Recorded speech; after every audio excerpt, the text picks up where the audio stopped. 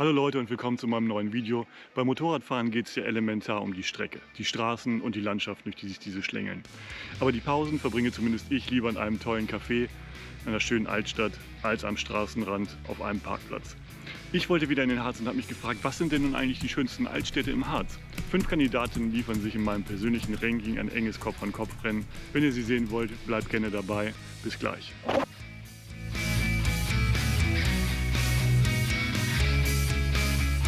Starten und enden wird die Tour hier in Goslar. Ich stehe gerade an der Kaiserpfalz. Doch bevor ich euch Goslar etwas näher zeige, hier der Überblick über die gesamte Tour. Meine 5 Anwärter auf die schönsten Altstädte im Harz sind Goslar, Osterode am Harz, Stolberg, Quedlinburg und Wernigerode.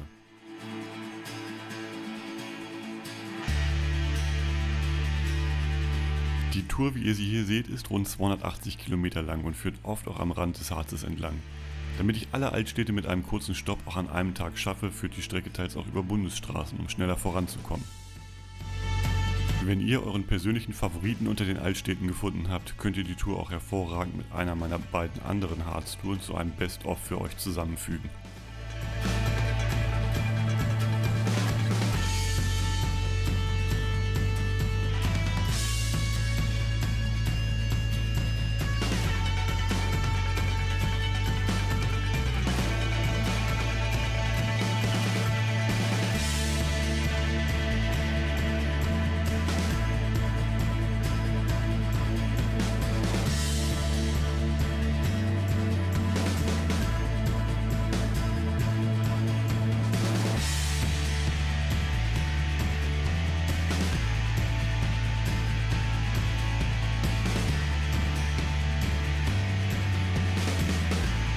Wie zu allen meinen Touren findet ihr zusätzlich einen Reisebericht und die Tourdaten im GPX-Format kostenlos auf meiner Homepage. Die Kaiserpfalz gilt als einer der größten und besterhaltensten Profanbauten aus dem 11. Jahrhundert in Deutschland. Zusammen mit dem Bergwerk Rammelsberg und der Altstadt von Goslar gehört sie zum UNESCO-Weltkulturerbe. Der perfekte Startpunkt für diese Tour und ideal, um die erste Altstadt auf dieser Tour zu erkunden.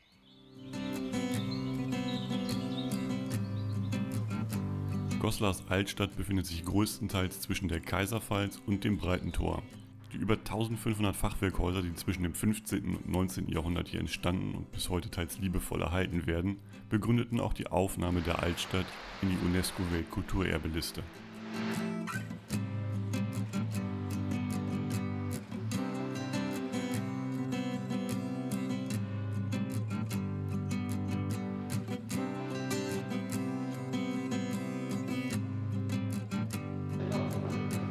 Besonders sehenswert ist sicher der Marktplatz und die im näheren Umfeld erhaltenen Gebäude. In der Gegend finden sich auch Gaststätten und Unterkünfte für eure Tour.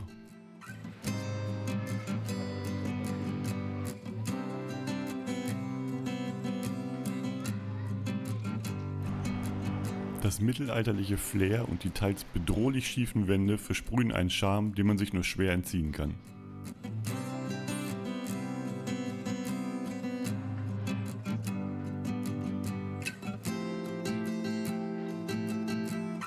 Wer Zeit für eine größere Runde mitbringt, kann auch noch durch die Wallanlagen schlendern.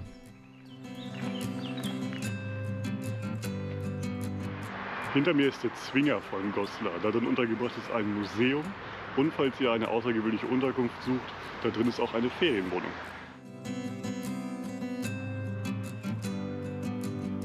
Wer mehr über das Weltkulturerbe im Harz erfahren möchte, findet eine kurzweilige und kostenlose Ausstellung im Keller der Touristeninformation am Marktplatz in Goslar. Steht hier das größte vorindustrielle Energieversorgungssystem der Welt, die sogenannte Oberharzer Wasserwirtschaft. Jede der Altstädte im Harz und so auch die 5 in diesem Video haben ihre Stärken und jede ist mindestens einen Besuch wert. Zu einem Ranking gehört es aber nun einmal, dass ich die Städte in eine Reihenfolge bringe. Ein Ranking der schönsten Altstädte ist in jedem Fall subjektiv, aber um für euch meine Wahl transparenter und nachvollziehbarer zu gestalten, habe ich mir folgende Bewertungssystematik überlegt. Jede Altstadt werde ich anhand von 3 Kriterien bewerten. Erstes Kriterium sind die Gebäudesubstanz und die Architektur der Altstadt. Das zweite ist die Vielfalt und die Qualität des gastronomischen Angebots dort. Als drittes und besonders unscharfes Kriterium möchte ich die Atmosphäre in den Altstädten bewerten. Diese ist besonders schwer zu fassen, aber wenn Orte überlaufen sind, wie eine leere Kulisse oder aber besonders authentisch und gemütlich wirken, dann sollte sich das in der Bewertung niederschlagen, so meine Idee. Für jede dieser Kriterien werde ich maximal 5 Sterne vergeben. Insgesamt kann eine Altstadt also in meinem Ranking 15 Sterne erreichen. Schreibt mir gerne in die Kommentare, welche Kriterien ihr gewählt hättet. Wie lautet nun meine Bewertung für die Altstadt von Goslar? In Sachen Architektur legt Goslar ganz schön vor. Mit der Kaiserpfalz und den 1500 Fachwerkhäusern in dem etwa 1 Quadratkilometer großen Altstadtkern vergebe ich 4 von 5 möglichen Sternen. Die gastronomische Auswahl und Qualität lässt kaum zu wünschen übrig und beherbergt, soweit ich das einschätzen konnte, auch nur wenige Touristenfallen. Auch hier vergebe ich 4 von 5 Sternen. Die verwinkelten, teils schmalen, aber nicht überfüllten Gassen und die zusammenhängenden Gebäudeensembles machen auf mich den Eindruck einer belebten Stadt, die nicht primär als Kulisse für Touristen wie mich betrieben wird. Wieder 4 Sterne und damit insgesamt 12 Sterne für Goslar. Eine satte Vorlage für die anderen Kandidatinnen.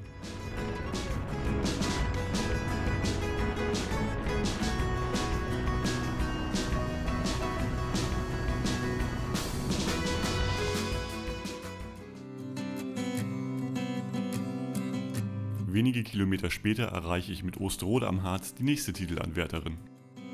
Ich parke direkt am Rathaus, welches seit 1989 in einem ehemaligen Kornmagazin von 1722 residiert. Von hier aus wurden zu früheren Zeiten die Bergleute im Oberharz mit Getreide versorgt. Mit etwa 21.000 Einwohnern hat Osterode weniger als halb so viele Einwohner wie Goslar. Hier beginnt auch der längste Wanderweg des Harzes, der Harzer Hexenstieg. Je nach Variante ist dieser zwischen 97 und über alle Varianten maximal 150 Kilometer lang. Auch schon im Mittelalter spielte Osterode eine wichtige Rolle, als die sogenannte Alte Harzstraße als Handelsstraße über Clausthal-Zellerfeld bis nach Goslar führte. Auch heute noch finden sich in der Altstadt wunderschöne Fachwerkgebäude und alte Bausubstanz, wie das alte Rathaus nahe dem Kornmarkt. Leider nicht in der Fülle wie in Goslar und auch stehen viele dieser Gebäude leer. Entsprechend allein läuft man durch die Straßen. Im Vergleich kann ich hier bei Architektur 3 Sterne vergeben und bei Gastronomie und Atmosphäre leider nur jeweils 2 Sterne. Damit erreicht Osterode in meiner Wertung insgesamt lediglich 7 Sterne.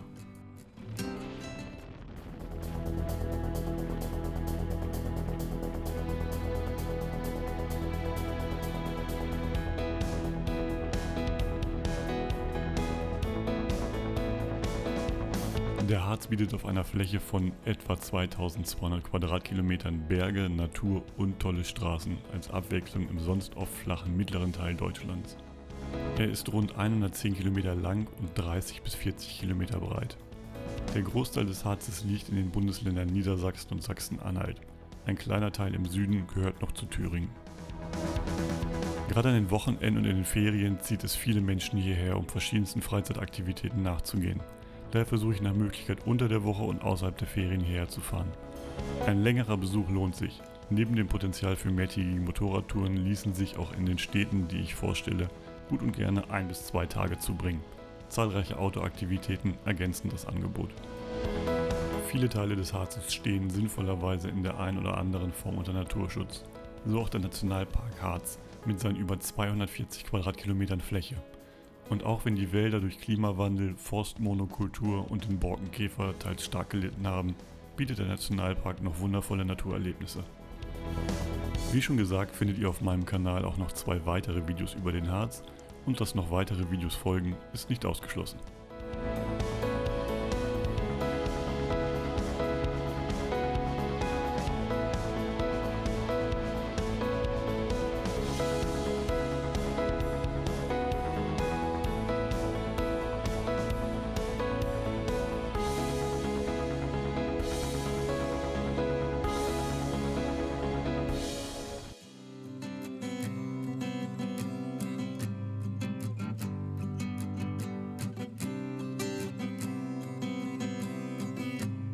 Wenn man durch die gefühlt 2 bis 3 Straßenzüge von Stolberg fährt, würde es einen nicht wundern, wenn einem plötzlich nur noch Kutschen entgegenkämen.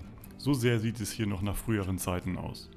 Während die anderen Altstädte auf dieser Tour tatsächlich eher vergleichsweise kleine Zeitkapseln sind, die in eine größere und modernere Stadt eingebettet sind, so ist Stolberg insgesamt eine einzige Altstadt mit Fachwerkhäusern, Kopfsteinpflastern und einem Schloss.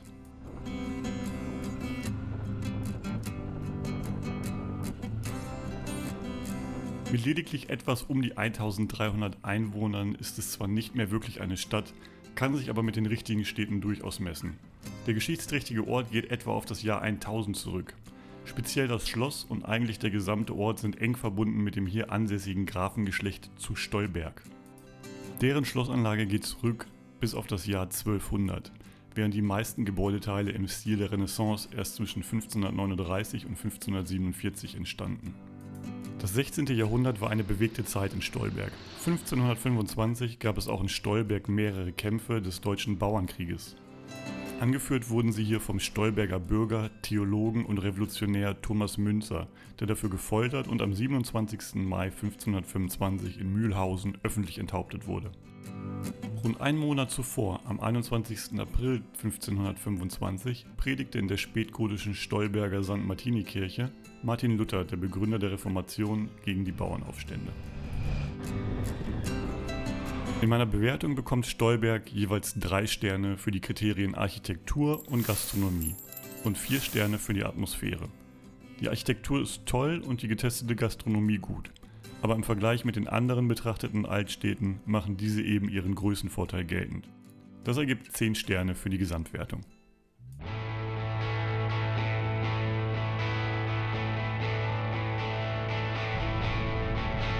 Das Wetter könnte heute nicht besser sein und begleitet mich mit strahlend blauem Himmel, betupft mit ein paar Schäfchenwolken.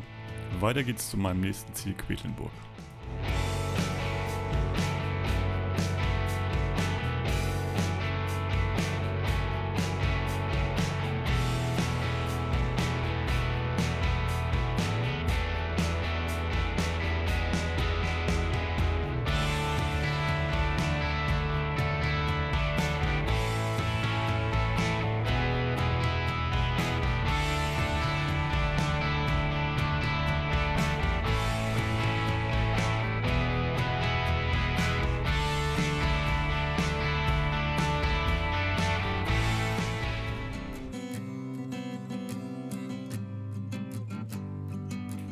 Die Welterbestadt Quedlinburg liegt am nördlichen Rand des Harzes in Sachsen-Anhalt und ist seit 1994 Weltkulturerbe der UNESCO. Die Stadt hat über 23.000 Einwohner und bietet ein wirklich filmreifes Ambiente, welches schon rund 60 Film- und Fernsehproduktionen in die Stadt lockte. Allein das imposante Gebäudeensemble auf dem Schlossberg mit der romanischen Stiftskirche St. Servati von 1129 und dem Schlossmuseum macht Quedlinburg sehenswert und die Aussicht gibt zudem einen guten Überblick über die Stadt.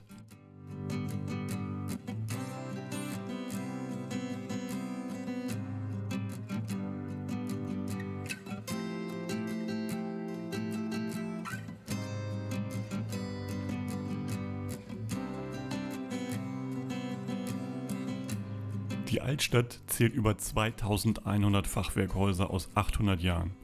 Um die handwerklichen Techniken auf diesem Gebiet zu erforschen und lebendig zu halten, sitzt hier auch das Deutsche Fachwerkzentrum Quedlinburg und unterstützt mit Rat und Tat beim Erhalt solcher Denkmäler. Das Quedlinburger Rathaus gilt als eines der ältesten in Deutschland. Der gotische Bau geht auf die zweite Hälfte des 13. Jahrhunderts zurück. Die Roland-Statue aus Sandstein als Zeichen der Stadtrechte stammt vermutlich aus der Mitte des 15. Jahrhunderts, als Quedlinburg der Hanse beitrat. Zwar verfallen auch einige der alten Fachwerkhäuser, aber auch moderne Gebäude werden so gestaltet, dass sie sich in die umgebenden Gebäude integrieren. In Sachen Architektur und Atmosphäre kann ich nicht anders, als die vollen 5 Sterne für beide Kriterien zu verleihen. Beim Kriterium Gastronomie vergebe ich mit 4 Sternen ein sehr gut. Quedlinburg kommt damit in meinem Ranking der schönsten Altstädte auf 14 Sterne.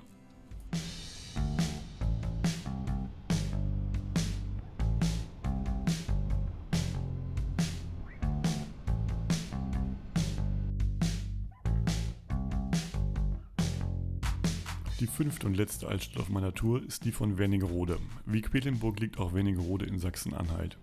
Das heutige Rathaus prägt den Marktplatz und wurde erstmals 1277 als Spiel- und Gerichtshaus urkundlich erwähnt. Von hier lässt es sich wunderbar durch die belebte Altstadt schlendern, um die Schaufenster oder Cafés zu erkunden.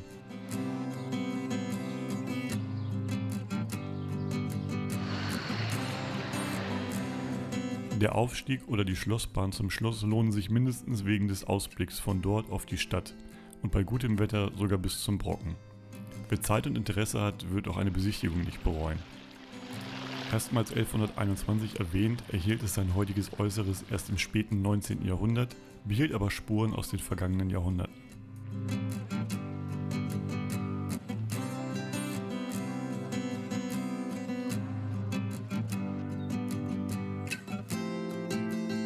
Falls ihr auch diesen tollen Ausblick auf das Schloss Wernigerode von oben haben möchtet, dann geht das leider nicht mit dem Motorrad, denn dann müsst ihr einen ziemlich steilen Aufstieg zu Fuß auf euch nehmen.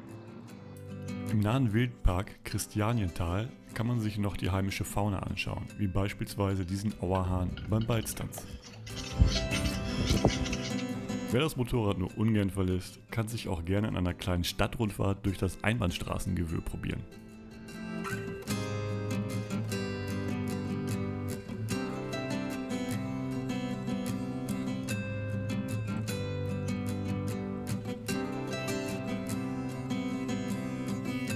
In meiner Wertung gebe ich Wernigerode jeweils 4 Sterne in allen 3 Kategorien. Das macht insgesamt 11 Sterne. Ein stimmiges Gesamtbild. Ich fahre mit ein paar schönen Umwegen wie dem Torfhaus und der Okertalsperre wieder Richtung Goslar, wo meine Rundtour endet. Zeit für ein Fazit und mein persönliches Ranking der schönsten Altstädte im Harz 2024. Aber bevor ich euch mein Ergebnis zeige, was ist für euch die schönste Altstadt im Harz? Pausiert gerne kurz das Video und schreibt mir eure Kandidatin in die Kommentare, bevor ihr weiterschaut. Hier nun alle Altstädte im Vergleich. Den ersten Platz sichert sich mit insgesamt 14 von 15 möglichen Sternen das bildschöne Quedlinburg. Dieses umfassende und zusammenhängende Gesamtensemble in der Altstadt bietet einen großartigen Architekturquerschnitt der Fachwerkbaukunst und bietet eine einmalige Atmosphäre. Den zweiten Platz teilen sich punktgleich Goslar und Wernigerode mit 12 Sternen. Goslar finde ich etwas zugänglicher, da die Kaiserpfalz leichter zu erreichen ist als das Schloss in Wernigerode, aber dafür fehlt das erhobene Stadtpanorama von einem so erhabenen Standort. Ich will aber auch nicht zu sehr ins Detail gehen, denn eine subjektive Bewertung bleibt subjektiv und ein geteilter zweiter Platz ist immer noch sehr gut. Mit 10 Punkten landet Stolberg bei mir auf dem 3. Platz. Ich würde jederzeit Stolberg einen Besuch abstatten, aber wie vorhin schon kurz erwähnt, in einem Vergleich mit den zuvor platzierten und viel größeren Städten ist einfach mehr von allem vorhanden und dem wollte ich auch in der Wertung Rechnung tragen. Mit nur 7 Sternen steht Osterode bei mir auf dem 4. Platz. Sicher ist noch einiges an Gebäudesubstanz vorhanden, aber es steht eben auch viel leer. Mein Stopp hier war entsprechend kurz. Schreibt mir gerne in die Kommentare, wenn ich besondere Ecken verpasst habe, ich lerne gerne dazu.